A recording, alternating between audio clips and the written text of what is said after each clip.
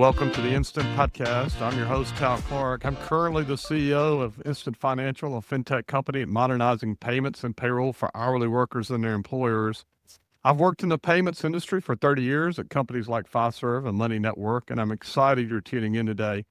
If you like what you hear, please do us a favor and subscribe, leave a review, or suggest a guest. Our journey continues today with our second episode. This podcast features payments and business leaders to discuss some of their challenges and what technologies they've used to improve their workplace and the lives of their workforce. Today's episode is a real treat. We're joined by someone who not only helped build one of the most iconic restaurant brands in America, but also deeply understands the frontline workforce we serve. Joining us today is Tim Gannon, the co-founder of Outback Steakhouse, and more recently, Bolay Fresh Bowl Kitchen. Now retired, Tim is a true legend in the hospitality world. Beyond launching Outback, he's helped scale numerous restaurant concepts and built a reputation for bold ideas and people-first leadership. Tim also has an amazing polo career and is a polo champion. Now, this conversation isn't just about Bloomin' Onions. It's about how great food, great culture, and great people drive performance. We'll also talk about how he sees labor, technology, and wages evolving for the next generation of restaurant workers.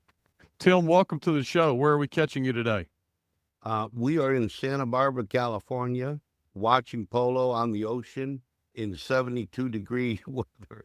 I'm happy to say that probably one of the only cool spots in America in many different ways, but it's wonderful to be here on the ocean.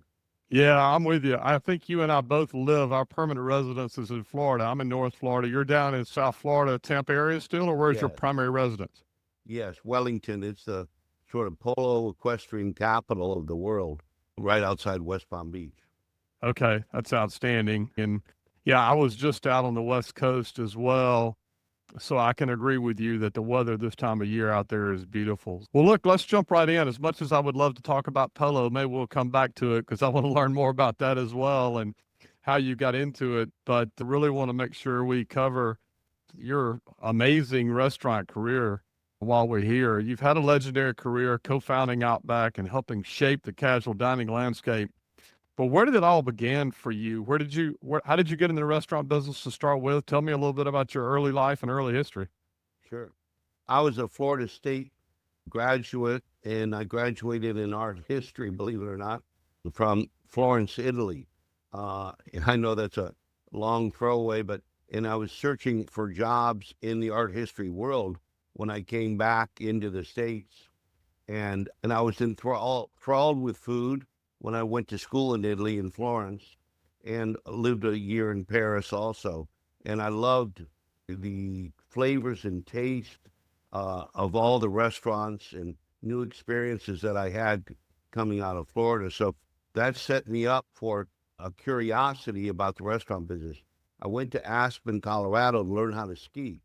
And Oh, while I was there, I met a French chef who was the director of the Aspen Institute, which was a really interesting place. It's a think tank for all the people from all over the world get together, and we were the chef, and he hired me because I could speak a little French, and he was new. He was from Marseille, France, and okay. he said, I'll teach you how to cook French. You teach me English. And it was a good 24 years old, and I was 22. So we skied all day and cooked all night. It was just a perfect entry into the restaurant world, where he was teaching me how to make croissants from scratch and coq au vin and all the beautiful French classic pheasant, all the beautiful French foods. So that gave me a sort of a foundation in a love for cooking. So I went from there and started interviewing. It was a very difficult time, 1973, oil embargo, no one was hiring. And Norman Brinker, Steak and Ale, he's the founder of Steak and Ale, was hiring at Steak and Ale, and I interviewed, and my first job was in Washington, D.C., at Rockville, Maryland. And my general manager was Chris Sullivan, who happened to be, it's amazing when you're early in your career and you meet these people that you later team up with because you so admire I so admired Chris Sullivan, what a talent he is, and what a great partner he became. So anyway, I met him, got introduced, and then I was transferred to New Orleans and worked under George Beale. George Beale, the founder of Houston's. He was the first manager of the first Steak and Ale. So we Wow. all kind of found our roots at Steak and Ale. Then I lived in New Orleans for 10 years. And in New Orleans is where I cultivated a understanding of flavor. And I became and realized that you have to find, when you're in a big industry like the restaurant business, you have to find your niche. What are you good at? And I said, I'm going to be good at flavor. I'm going to be good at putting recipes together that make sense. And I noticed that there are a lot of executives in the restaurant business that really didn't understand hollandaise sauce and how to make things taste great. What's the difference between Heinz ketchup and Hunt's ketchup? Hellman's mayonnaise and Kraft mayonnaise. Why is Hellman's better? Well, it's because they sift their oil one more time. Oh, Anyway, that's where I launched into flavor and became a flavorist. okay.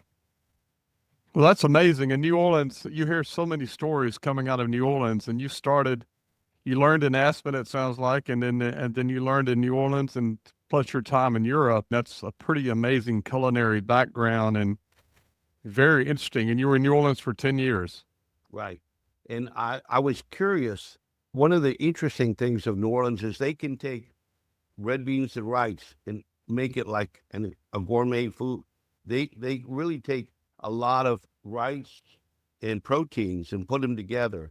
Shrimp etouffee, crawfish etouffee, gumbo, jambalaya, and a litany, plethora of dishes with rice and water Yeah. and stuff. Most of that stuff is flavor, and gumbo and okra and all of that was so interesting to me how they can take ingredients like that. We call it's poor man's food, and how they can make it exotic and taste so good. That is what captivated my interest and got me involved. And then I started working with low cost commodities like the onion, and I started adding flavor to the flour. And then I started built it into a chrysanthemum, and so it was out of the New Orleans and also Japanese cookbook that showed me how to carve an onion into a flour. And we now, I think, still sell 17, 18 million a year. We're over $1 billion in sales of just the onion. That's amazing. And I'm glad you told that story. So that story begins with learning the culture in New Orleans and how to take products that are otherwise sort of unglamorous, I guess, and rice and onions and turning them into something amazing. You didn't mention boudin, though, I don't think. Boudin's one of my favorites. So, Yeah, yeah, boudin. Yeah, there's a lot of foods in New Orleans that only New Orleans people sort of encounter, and they're the only ones that the crawfish kind of stay in the muddy waters of New Orleans, and they're fabulous. Crawfish etouffee and mud bugs and all of that stuff.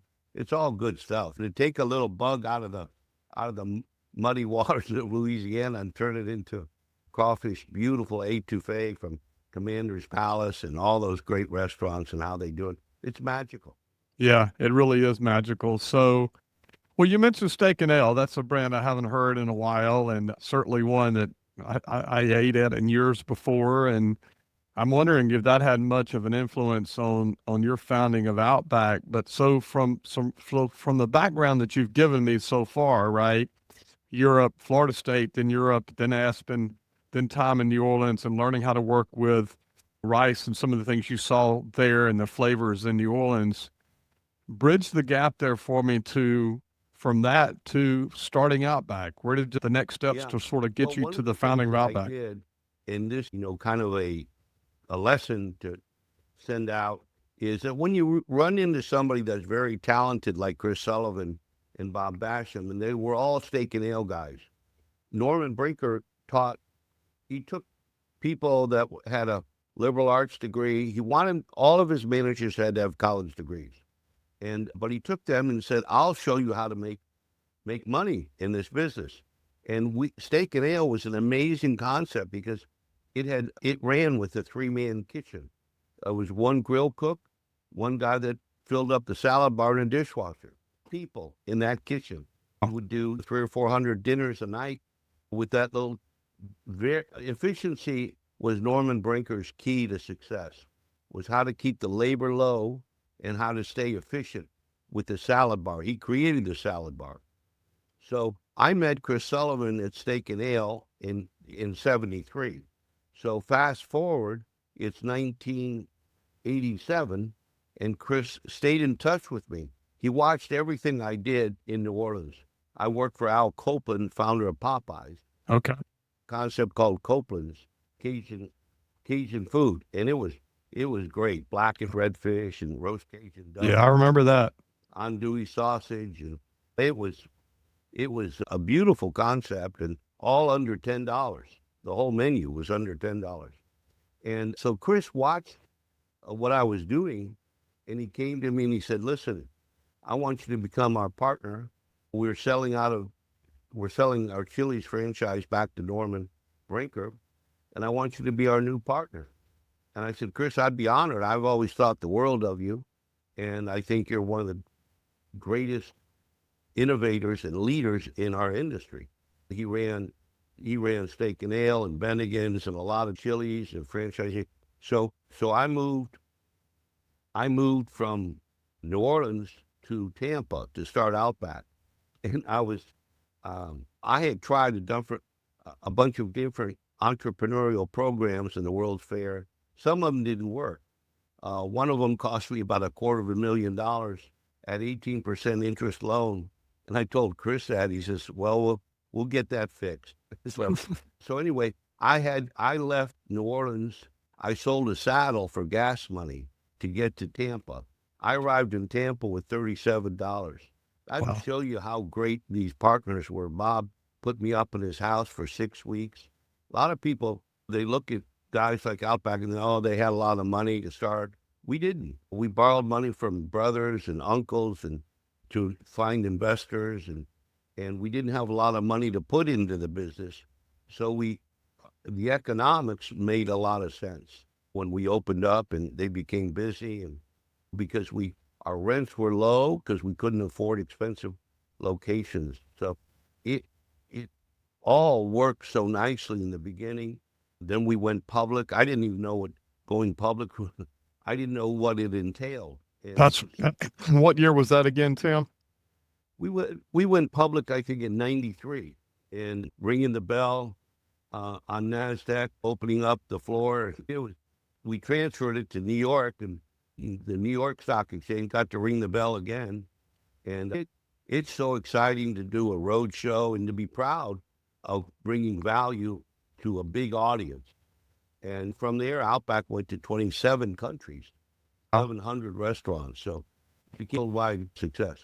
That's quite a story. And so many people think that starting businesses that you either have a lot of money when you start or you just jump in. But I think what you're talking about is the number of years you put into really learning the food space and learning from the right people and being around the right people and then willing to really jump in and build the right partnerships and it's a lot of sweat equity goes into that when you start, right? It's not about having all the money in the world up front, right? So Well, I remember, I think everybody will have a moment in their life where I call it the moment of truth, where you're sitting there and you're looking at which decision, which way to go, the high road, low road.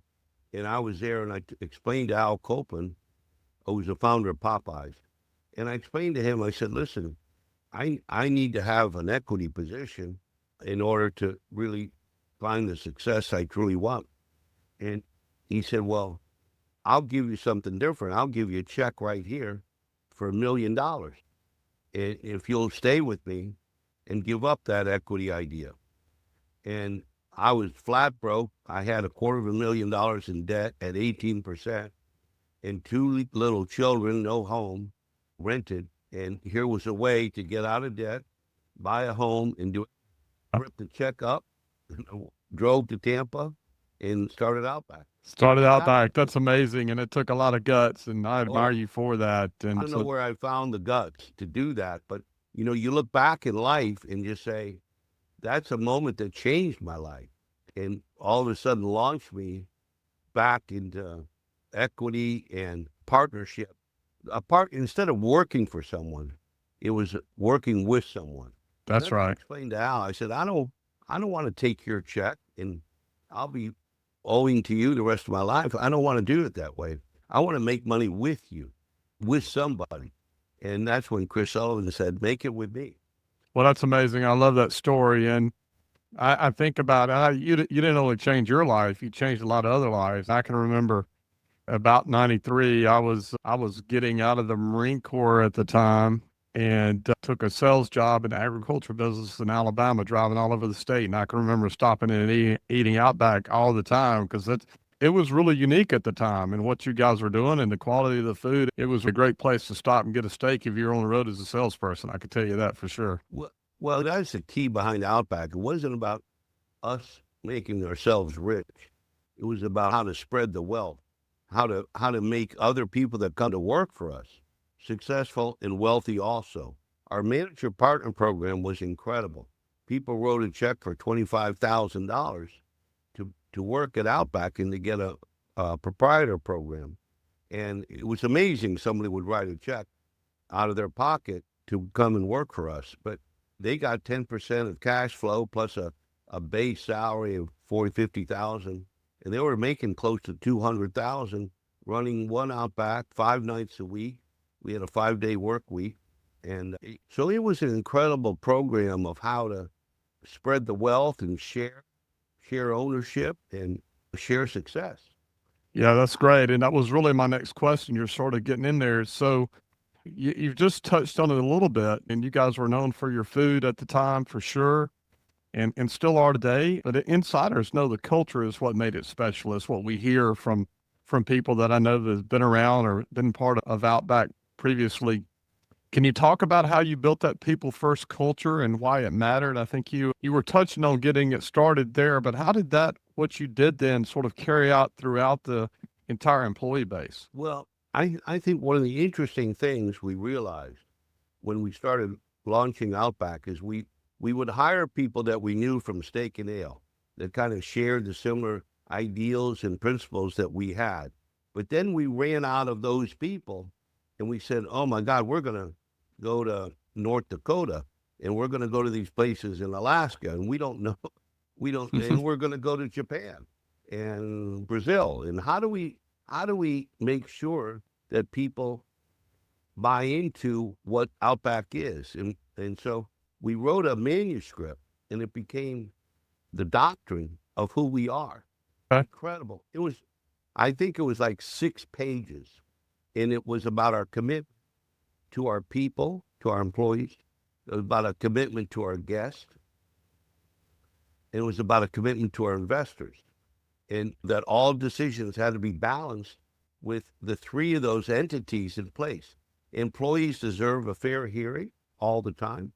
They deserve to be rewarded, and our guests deserve to be delighted and show hospitality to the nth degree, like sitting at the bar, being able to eat wherever you want, sharing plates with no charge, having food brought to you when you're waiting in line, bringing food out to the car. We started that when people wanted to go food, we brought it right to their car. People were amazed that we just pull up Yeah. and we bring it right to them.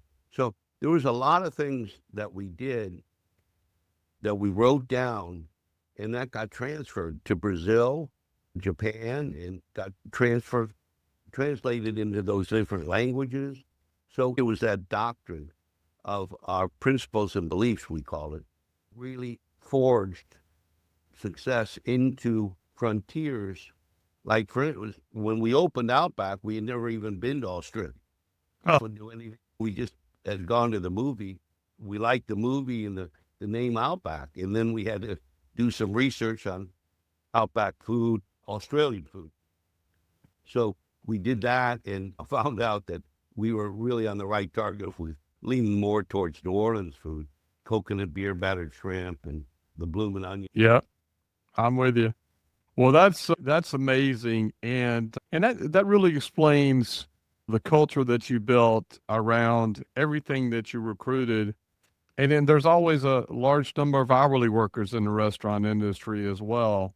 What worked? I mean, that you gave me the basis and the culture, and I'm sure that attracted a number of workers. But what else did you do specifically to hourly workers that attracted them to the brand of Outback and made it a place where they really wanted to be? Well, for the waiters and the servers, one of the things we did was to make sure they made good money. Yep. And we did that we had what was called, I think it was unique, a 3-table station where one waiter got 3 tables only to work. And what allowed him to do is give concentrated service, not have the stress of working a full dining room. And they made a lot of money. And because we were busy, the guests that came in got great service because their waiter was always in their area. We had the food runner systems early on that allowed people to bring the food right to there so the server wasn't always in the kitchen. We had the timing, all of our food was timed, that how you pick up the salad plate and the entree goes down. Everything was executed flawlessly. And we learned a lot of that from steak and ale days, early days, execution and how important hot food. George Beale, founder of Houston's, he taught me, he said, one of the most important things that controls quality is hot food hot, cold food cold. Huh? That's by execution and delivery. So there was a lot of things we did.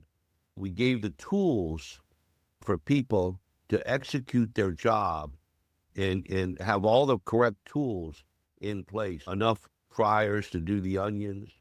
That's why people never could copy the Bloomin' Onion, is because it takes so many damn fryers when you get busy to push out that many onions. And normally kitchens would not add those fryers. Like Chili's tried to copy us, and they just didn't have the fryer capability. I knew that, and I was never worried. We never had to patent the Bloomin' Onion, the procedure. Why? Because nobody could keep up with it. I know you had an impact on those people and probably still in the restaurant space today because they followed through on that. But let's circle back to the Bloomin' Onion. It seems to me, based on the storyline we've talked about here, you had created the Bloomin' Onion sometime before you started Outback, right? I did. I created it in New Orleans when I was working for Al Copeland. And then when Chris said, we want you to come and do all of our food. And I had probably 2,000 recipes that I had collected over 10 years in New Orleans. Wow. And so he said, and we'd like to, and we want to put the Bloomin' Onion. Yeah, we named it the Bloomin' Onion. I said, okay, and I'll change the version up a little bit in the spice format a bit so that it'll be truly an Outback creation. So, and they were hard. The onion was very hard to source it. I had to find an onion that large and have it as a single heart. We were throwing out about 40% of all the onions because they didn't meet that criteria.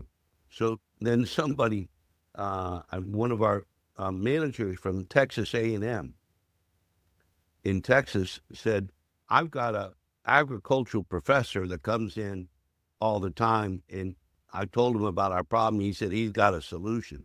And I said, all right. So I flew to Texas A&M, Dr. Leonard Pipe, and he ran the agriculture department at Texas A&M. And I said, here's my problem. And he looked at me and he goes, here's your solution. And he handed me a bag of seeds that were truly magical. These were seeds that could grow an onion to 4.5 inches with a single heart all day, every day. Wow. So then I had to take those seeds and really multiply those by hundreds of thousands, millions.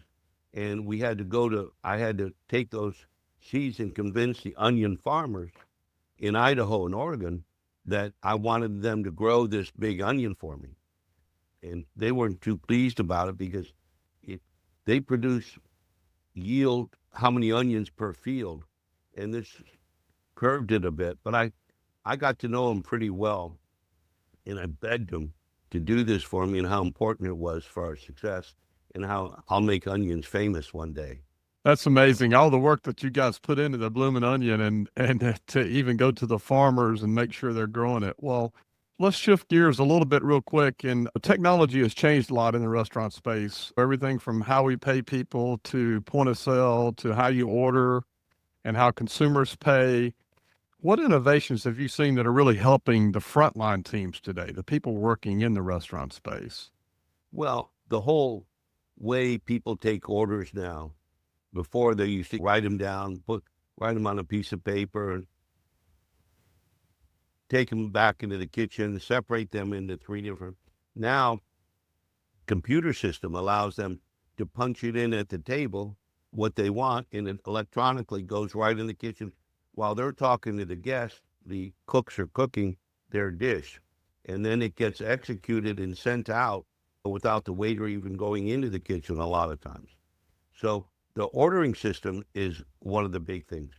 The reservation systems of taking a reservation and then letting people know, hey, your reservation is coming up or you're on your way, whatever. That whole system has changed the accuracy of how tables are turned and how all that's done. So that's been an incredible improvement. So people know, even today when we were in Europe and everybody's using electronic reservations for tables, and you don't go anywhere without really, it's gotten so sophisticated that you don't go into a restaurant anymore without a reservation in Europe.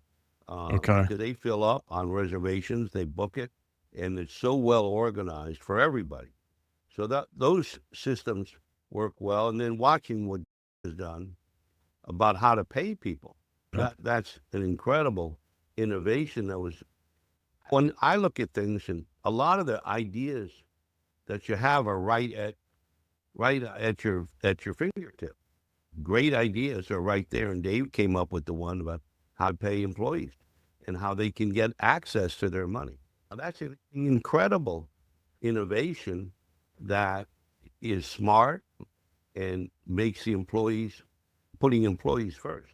Yeah, Um, absolutely. That's great. And I think that's the word we want to continue to get out about technology in general, but certainly our focus on making sure that they have access, right? Access every day. And I'm glad you've recognized that. And we're doing it for wages and for tips. How would you advise, or what advice would you give restaurant leadership in regards to taking care of employees and wages and tips well, and earned wage access and all those things? well, I think you can look at some restaurant leaders that really do things so uniquely.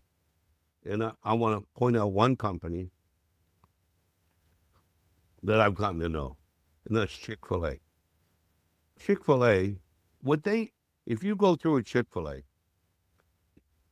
my son and I go through in the morning, the guy there, one of the employees, he knows our order, he remembers it. Hey, Tim, same regular thing? Yep. Pushes a button. All we do is give him the credit card, and away we go through. And it's so fast and efficient. And and so you're going, how do they get employees to be that kind, that nice, that respectful, and always with a smile? And how does that happen? So it's the founders of Chick-fil-A have they have found a way to how to recruit people, and they recruit people based on, they like to go get a choir at a church, and they put a whole choir against this. We want to hire the whole choir. The reason they do that is that's a group already a team. They're already a team. So they have a very, Norman Brinker hired fraternity brothers and sorority people and college kids. That's what Norman brought to the table, and college graduates for the GM. So everybody recruits in a different way. But Chick-fil-A and the packages and scholarships and programs that Chick-fil-A does for its employees is incredible. I really gotten to know one of the founders of Chick-fil-A, have so much respect for how they treat their employees and how respectful they are of their team leaders.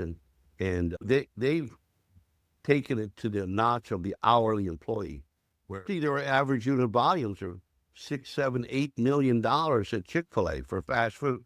And there's a lot of, they'll be next to a McDonald's doing $2 million. So the enormous success they have found by how they treat their employees. But it's how they treat their employees and how the employees treat the guests that you love going to Chick-fil-A. It's a great experience. And the same with my son Chris at Bolay. When you come in to a Bolay and how you're treated and how you're welcomed and how they explain how nutritious the food is for you and all the selections there. Yeah, I think that's great. I think during this conversation so far, you've hit on a few things that are really key. One is you talked about the culture document that you guys put together, the things that were going to be important to Outback. You've talked about making sure employees are treated well and the results that can have on your business with the things that we do, whether it's wages and tip access, just making sure they have that access. And then talking about how that goes into the culture of Chick-fil-A and all the things they do to make sure their employees are rewarded. Then it shows in the business as well.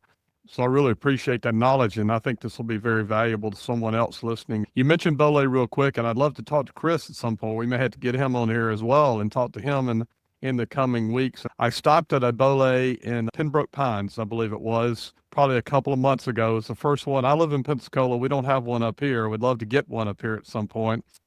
And I was looking at a good fresh place to eat with just good food ingredients. I try to eat healthy when I can. And I found Bolay just by looking for that. Talk a little bit about what was the desire behind launching the concept and what are your growth plans for Bolay? Well, Bolay was brought to me by my son, really. The idea, he wanted to go into the business of fast casual with a lower investment level than a big casual dining restaurant. And I thought that was a good idea. So I got in and helped him. We designed the food together. We brought in one of the chefs from New Orleans, another chef from Aspen, Colorado, and we designed some great flavors and interesting foods, and so it was to present food to people at a low price, nutritious food that was delicious.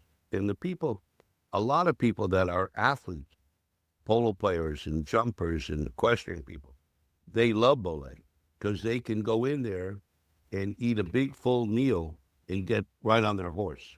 They don't have that, I got to go take a nap. Yeah, I know that I got to go take a nap feeling for sure. So I think, and to keep the price points low, I think it's $10 or $11 for about a 1 pound meal that a lot of people can make it into 2 meals. They take it home and they can make 2 meals out of it. So, and Bolay it's a fun atmosphere to work in. Chris has about 22 of them now in South Florida, and he's gone through tough times with COVID. COVID hit South Florida pretty hard, but Chris has been, as the CEO, has been really challenged, and he's come through it very nicely. I'm very proud of him, how he's come through some difficult times and learned how to build the departments of real estate. The difference between what Chris is doing with Bolay and what I did with Outback is I only had to focus on food. I had 2 partners that focused on real estate, financing, construction, marketing. There are a lot of different elements in the restaurant business to be successful. It's not just about food. Food's a big component, but you have to have a marketing message, and you have to have a brand, and you have to know how to build a brand. And then you have to know how to run a construction department and how to purchase in your purchasing department. There are so many different departments within the restaurant business that is all critical when it comes to how do you treat your employees, your HR department. All of these things are so important, and it's hard. So Chris, unfortunately, didn't really have the team, and he's building it now. He's building the team now, but he kind of stumbled a bit because, and that'd be an interesting conversation to have with him, is what did he learn from the stumble, and how do you do that? Because everybody who starts a business, if you've never been a CEO, you're going to stumble. And there's no doubt about that. So when you stumble, what happens and how do you come through that? How do you stumble and pick yourself back up? That's the critical thing. I think that's the thing that makes a true leader, is not a guy that just gets up and starts running and has pure success. And Outback, same story. I did a podcast with them to all their employees, and Outback is really trying to grab its roots again and reformat itself. And I'm proud. I'm proud of them for searching back into the principles and beliefs that make sense. Yep. There's a great group over there, and we really want to be a part of helping with that as well, and have enjoyed our time and look forward to a long relationship. Tim, we've covered a lot of ground, and I don't want to take up too much of your time. It's been great to meet you. Anything you're working on or want to share with the audience that we haven't talked about?